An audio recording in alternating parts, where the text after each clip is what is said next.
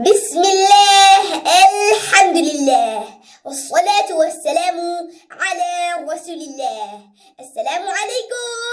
Read Al-Quran the easy way.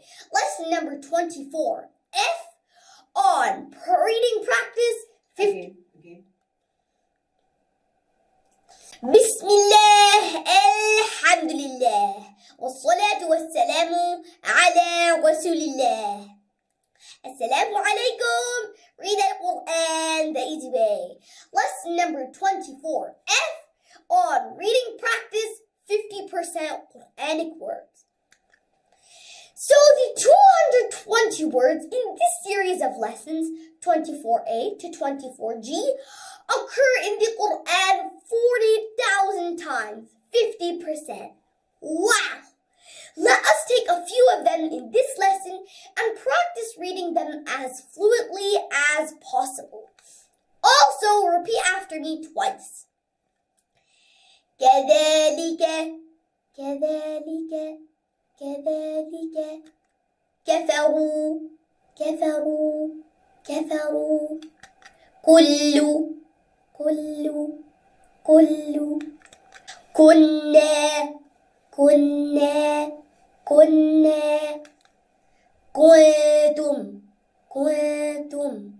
كنتم كيف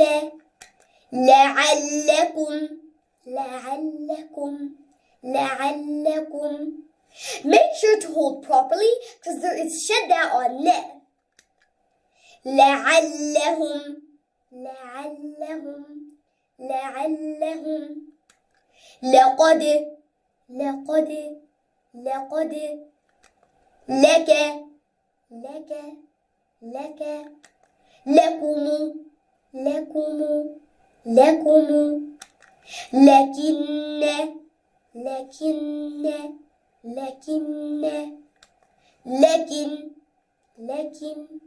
لكن لله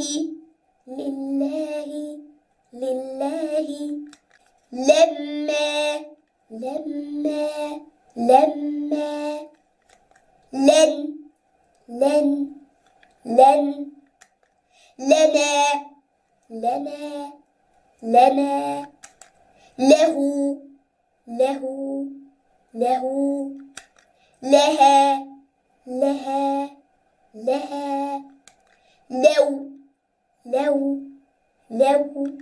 له لها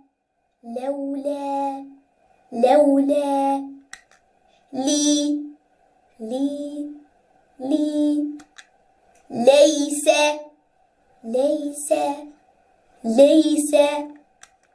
ليل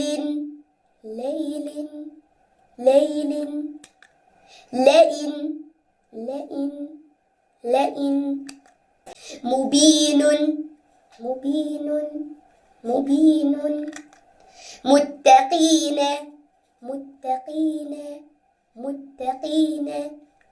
مع مما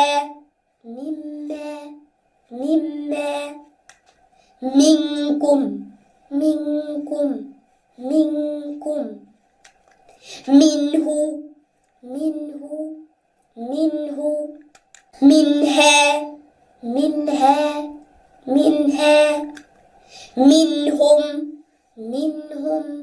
منهم Alhamdulillah, we are almost done. Don't think that, oh no, we have so many lessons, because next lesson is the last part of this lesson.